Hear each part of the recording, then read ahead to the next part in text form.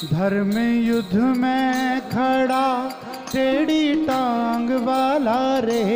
धर्म युद्ध में खड़ा टेढ़ी टांग वाला रे। धर्म युद्ध में खड़ा टेढ़ी टांग वाला रे।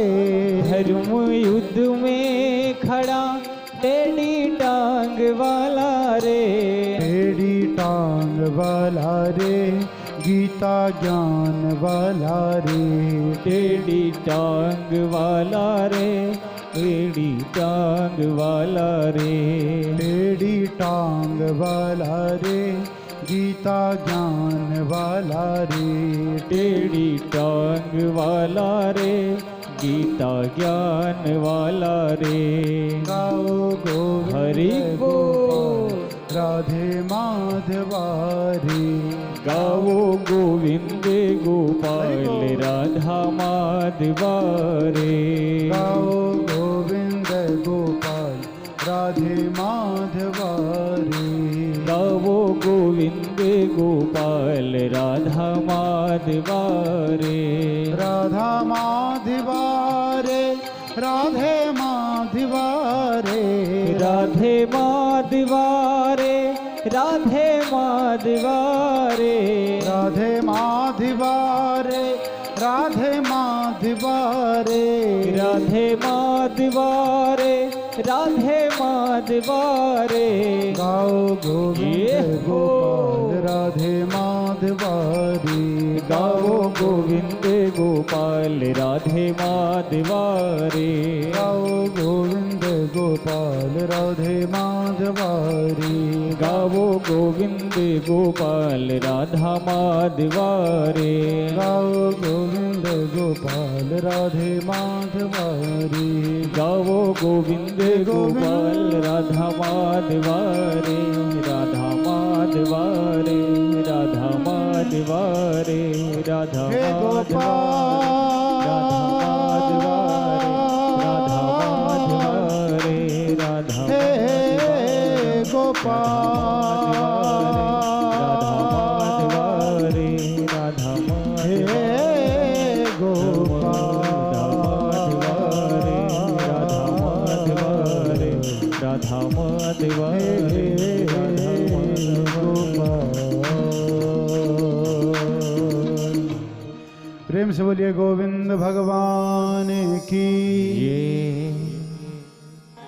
इस संसार में जब बालक जन्म लेता है, तो जब जन्म लेता है तो परमात्मा से कहता है कि परमात्मा मुझे इस संसार में स्थान दो। जब बालक गर्भ में होता है, इस गर्भ में अनेक प्रकार की यातनाओं को बालक देखता है,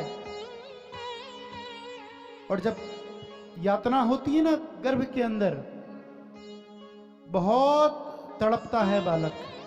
कहता है परमात्मा मुझे इस मल मूत्र के कारागार से, इस विष्ठा के कारागार से मुझे बाहर निकालो। हे परमात्मा, जब आप मुझे इस संसार में लाएंगे, जब मुझे आप यहाँ से बाहर निकालेंगे, बाहर निकल करके मैं आपके नाम का गुणगान करूँगा, आपके नाम का चिंतन करूँगा।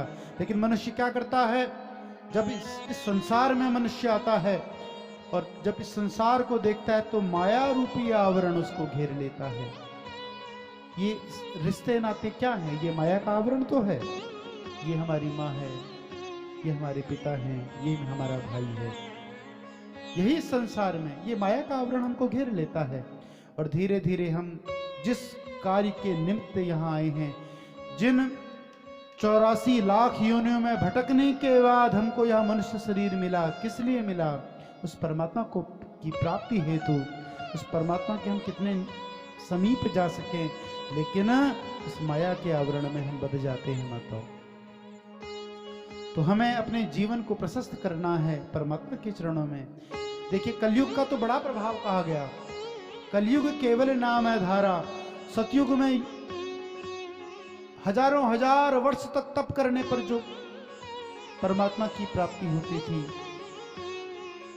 त्रेता में यज्ञ होते थे, द्वापर में व्रत रखे जाते थे, यम नियम प्रत्याहार अवधारणा इत्यादि अनेकानेक साधनों के द्वारा परमात्मा की प्राप्ति होती थी। लेकिन कहा गया कलयुग केवल नाम है धारा। इस कलयुग में परमात्मा का नाम, प्रेम भाव से अगर उसके नाम का उच्चारण करा जाए तो मुक्ति का साधन बन जाता है। कितना सरल है माताओं। लेकिन जीव का दुर्भाग्य है कि जीव इस बात को समझ नहीं सकता, क्योंकि ये कली का प्रभाव है। इस श्रीमद् भागवत में 18,000 श्लोक हैं। 3 इसके प्रमुख वक्ता हैं। 3 वक्ता। श्री सूत जी महाराज सौनकादि 88,000 ऋषियों को यह कथा कहां सुना रहे हैं? नैमिषारण्य तीर्थ में। श्री व्यास जी महाराज राजा परीक्षित को यह कथा सुना रहे हैं गंगा जी के तट पर। और श्री मैत्रेय जी विदुर जी महाराज को सुना रहे हैं हरिद्वार तीर्थ में। 3 प्रमुख वक्ता इस श्रीमद् भागवत के हैं।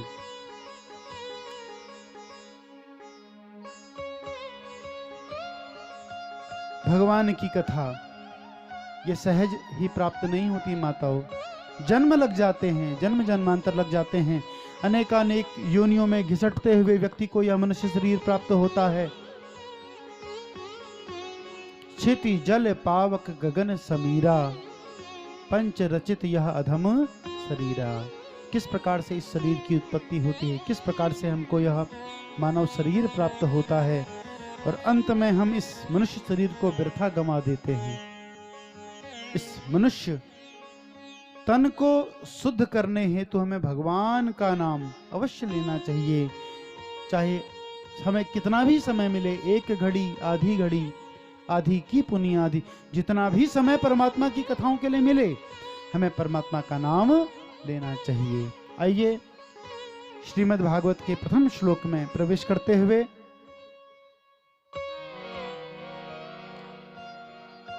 सच्चिदानंद रूपाय विश्वोत्पत्त्यादि हेतवे तापत्रय विनाशाय श्री कृष्णाय वयं नमः। श्री कृष्णाय वयं नमः।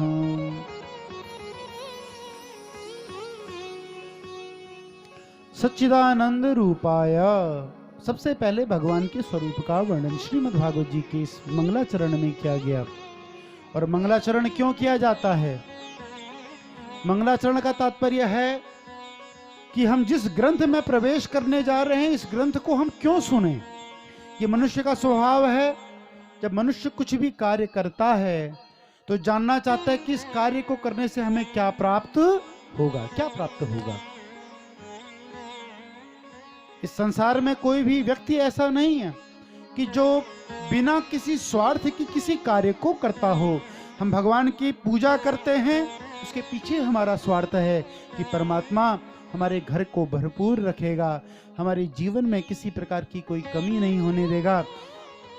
माँ अपने पुत्र से प्रेम करती है कि ये पुत्र एक दिन बड़ा होगा, जब हमारी वृद्धावस्था आएगी तो हमें संरक्षण देगा, हमारा पालन करेगा।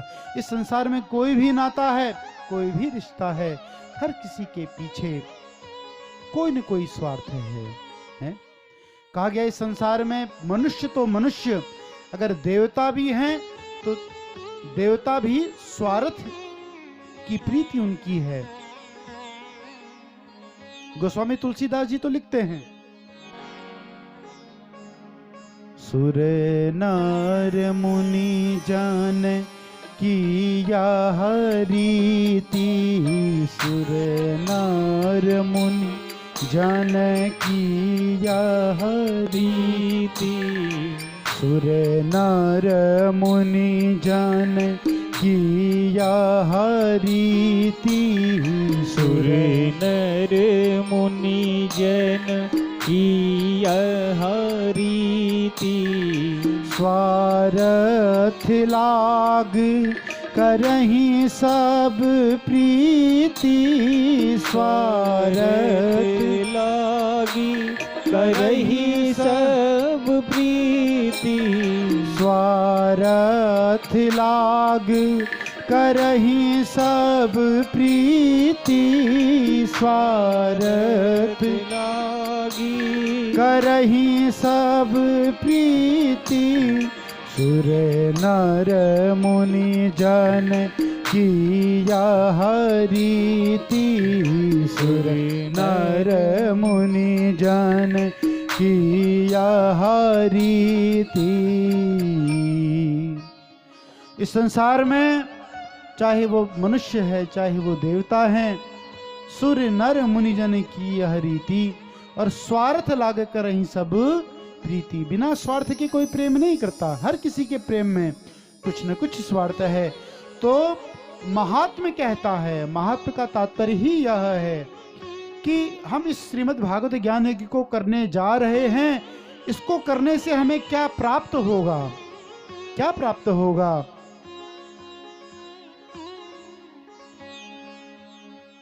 तो सर्वप्रथम उस परम पिता परमात्मा की स्तुति करी गई कि सच्चिदानंद रूपाय विश्वोत्पत्त्यादि हेतवे। सच्चिदानंद रूपाया, सर्वप्रथम उस परमात्मा के स्वरूप का चिंतन किया गया। ये परमात्मा कैसा है, कहा गया सत चित और आनंद स्वरूप परमात्मा है।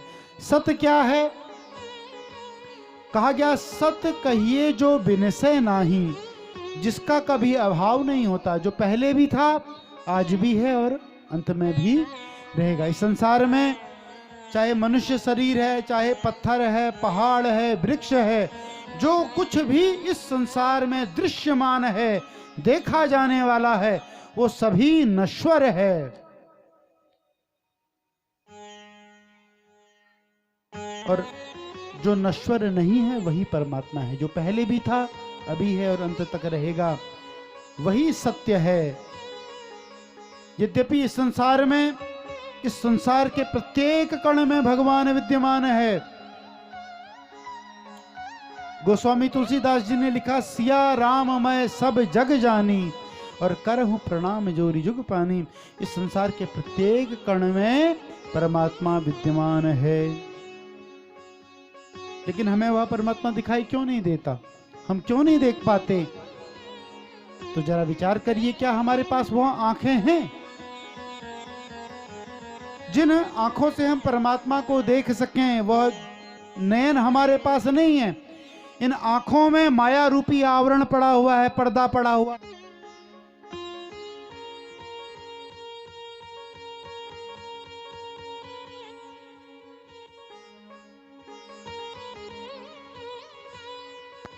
राम रूप देखई किम दीना मुकुर मलिन। हमारा जो हृदय रूपी जो जो शीशा है, हृदय रूपी जो दर्पण है, इस पे क्या पड़ी हुई है? धूल पड़ी हुई है। मुकुर मलिन और नयन विहीना, हम आंखों से हीन हो चुके हैं। ये जो हमारी आंखें हैं, ये माया के अलावा और कुछ देखना ही नहीं चाहती। तो राम रूप देखई किम दीना, किस प्रकार से हमको परमात्मा दिखाई देंगे? परमात्मा को देखने के लिए भक्ति रूपी, ज्ञान रूपी चक्षु चाहिए, ज्ञान रूपी आंखें चाहिए।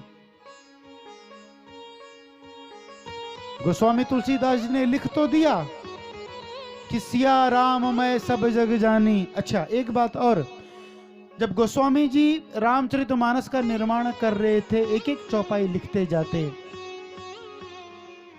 और भगवान शंकर के मंदिर में जाकर के भगवान शंकर को वह चौपाई सुनाते।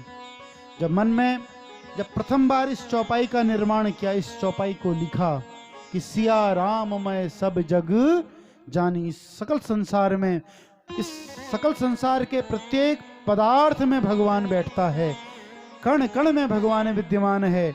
गोस्वामी जी के मन में एक संशय हुआ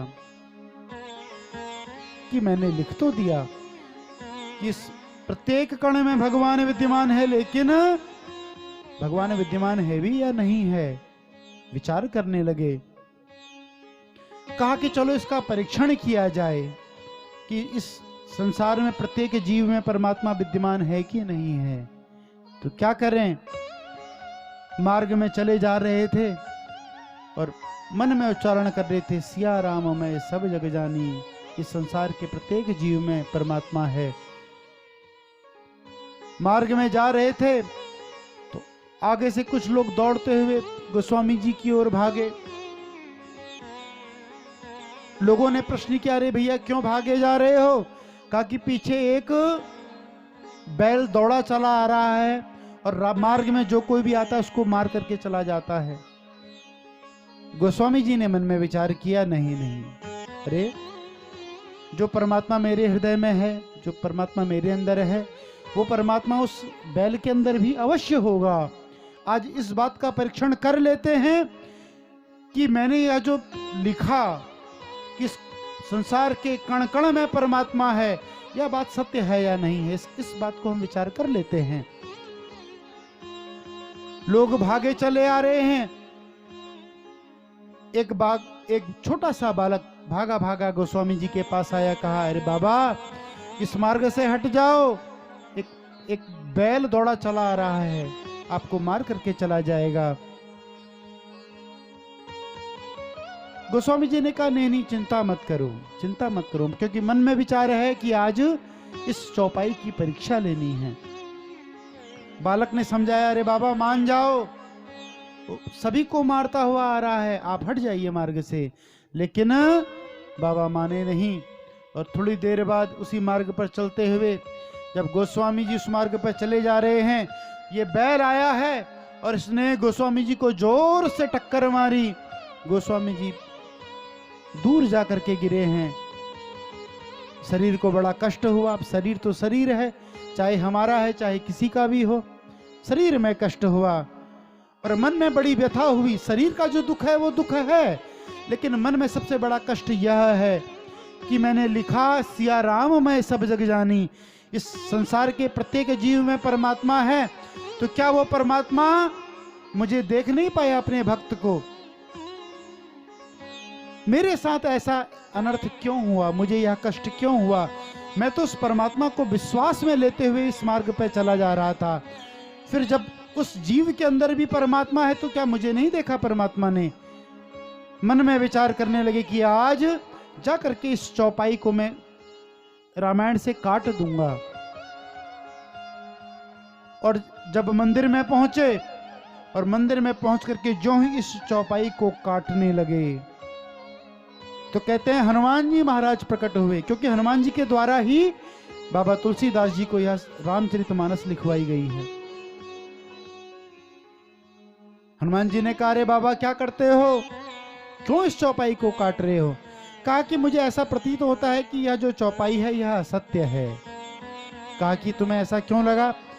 कहा कि जब उस बैल के अंदर भी परमात्मा है, मेरे अंदर भी वह परमात्मा है, तो वह बैल मुझे मार करके क्यों गया? क्या उस परमात्मा को मैं नहीं दिखाई दिया? तो हनुमान जी महाराज ने कहा, अरे बाबा तुमने ये तो देख लिया कि उस बैल के अंदर परमात्मा है, लेकिन मैं साक्षात बालक के स्वरूप में तुम्हारे पास आया और मैंने तुम्हें बारंबार कहा कि बाबा इस मार्ग से हट जाओ, तब तुमने मुझे नहीं पहचाना। अरे परमात्मा मात्र बैल के अंदर थोड़ी ही है, इस संसार के प्रत्येक जीव में परमात्मा है, तो ना जाने के ही रूप में नारायण मिल जाए, प्रत्येक व्यक्ति को ध्यान रखना चाहिए।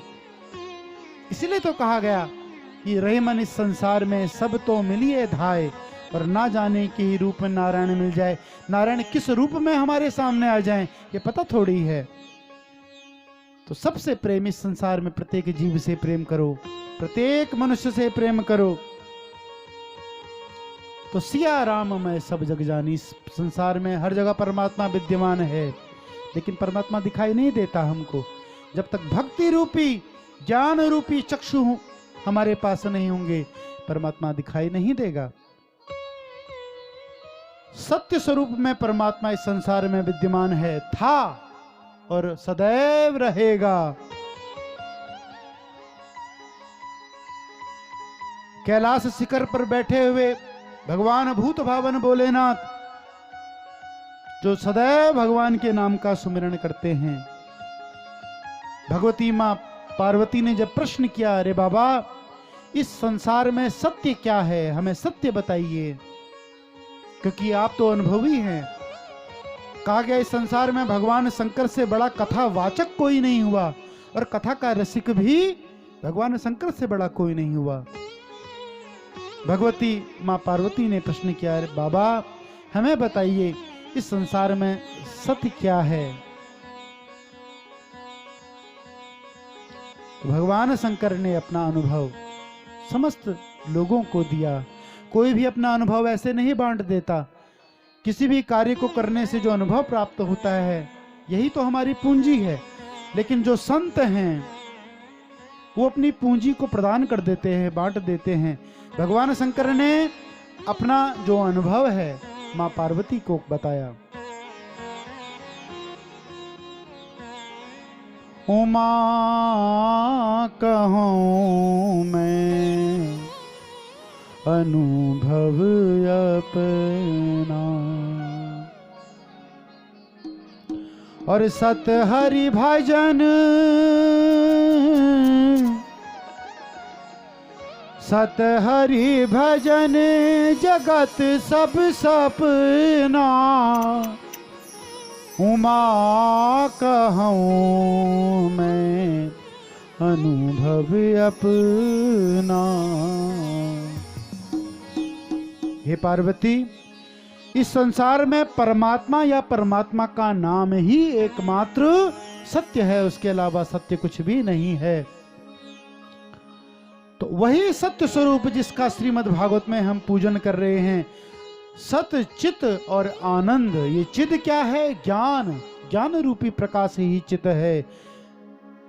जब तक हम भगवान की कथाओं का श्रवण नहीं करेंगे, जब तक भगवान के नाम का संकीर्तन नहीं करेंगे, तो वह परमात्मा रूपी प्रकाश वो हमारे हृदय में व्याप्त नहीं होगा। परमात्मा ज्ञान रूपी प्रकाश है, वही चिद स्वरूप ज्ञान रूपी प्रकाश है, और परमात्मा आनंद स्वरूप है। आनंद क्या है? इस संसार का जो हम भोग करते हैं, क्या वो आनंद है? क्या गाड़ी, बंगला, सुंदर भोजन, क्या यह आनंद है? अगर हम इन सब साधनों को आनंद मान लें, तो मनुष्य के शरीर में किसी प्रकार का कोढ़ हो जाए, किसी प्रकार का दुख हो जाए, तो चाहे उसको कितने भी गद्देदार पलंग पर लेटा दो, लेकिन उसको सुख की प्राप्ति होने वाली नहीं है। अनेक प्रकार की इस संसार में बीमारियां हो गई हैं, लाखों करोड़ों व्यक्ति कमाता है, लेकिन अंत में डॉक्टर साहब कहते हैं कि भैया रोटी खानी है, सूखी रोटी खानी है, दाल लेनी है, वो भी बिना छौंके की। क्या करेंगे उस पैसे का? क्या उस धन में आनंद है? व्यक्ति अपने बंगले में अकेला सो रहा हो, परिवार का कोई साथी ना, कोई संगी ना कोई साथी, तो बड़े से बड़ा बंगला भी सुख देने वाला नहीं है। सुख कहाँ है? इस संसार में बंगला, रुपया, पैसा, भोजन, ये सुख देने वाला नहीं है। ये सब साधन जन्य सुख कहे गए हैं, और सुख एकमात्र परमात्मा का नाम कहा गया है। परमात्मा के नाम का श्रवण करने वाला, चिंतन करने वाला योगी, चाहे वो हिमालय में बैठा हो, कंदराओं में बैठा हो, अपने आप में मगन रहता है, अपने आप में भगवान के नाम का सुमरन करता रहता है। जरा विचार करिए, एक से एक अनेक भक्त हमारे संप्रदाय में हुए हैं। श्री चैतन्य महाप्रभु जी, जो भगवान के नाम का गुणगान करते हुए सदैव आनंद में लीन रहते थे। हरि भक्त, कृष्ण भक्त माँ मीराबाई, जो भगवान के नाम का सुमरण करते हुए, भगवान के नाम का चिंतन करते हुए नृत्य करती थी, वो है आनंद। तो परमात्मा वही आनंद स्वरूप है, सच्चिद और आनंद स्वरूप परमात्मा। प्रेम से बोलिए सच्चिदानंद भगवान की। तो ये भगवान का स्वरूप कहा गया, सच्चिदानंद स्वरूप आया। और विश्वोत्पत्त्यादि हेतुवे, उन परमात्मा का कार्य क्या है, क्या करते हैं? तो कहा गया इस संसार को बनाते हैं। विश्वोत्पत्त्यादि हेतुवे, इस संसार को बनाते हैं, इस संसार को चलाते हैं, और अंत में इस संसार को संहार करते हैं प्रलय काल में। तो विश्वोत्पत्त्यादि हेतुवे कहा गया परमात्मा इसकी उत्पत्ति करते हैं, तो मनुष्य भी उत्पत्ति करता है। मनुष्य किसकी उत्पत्ति करता है? मनुष्य जीव की उत्पत्ति करता है, अपने पुत्र की, अपनी संतति की उत्पत्ति करता है। तो विश्वोत्पत्त्यादि हेतुवे कहा इसमें कौन सी बड़ी बात है? मनुष्य भी उत्पत्ति करता है, परमात्मा भी उत्पत्ति करता है, क्या अंतर है? कहा गया परमात्मा जब उत्पत्ति करता है तो परमात्मा के मन में उस उत्पत्ति के प्रति अनुराग नहीं होता, और मनुष्य जिस चीज की उत्पत्ति करता है उसके मन में उसके प्रति प्रेम रहता है, माया रहती है। यही तो संसार के बंधन हैं। ये मेरा पुत्र है, ये मेरी पुत्री है, ये मेरा भाई है, ये मेरी बहन है,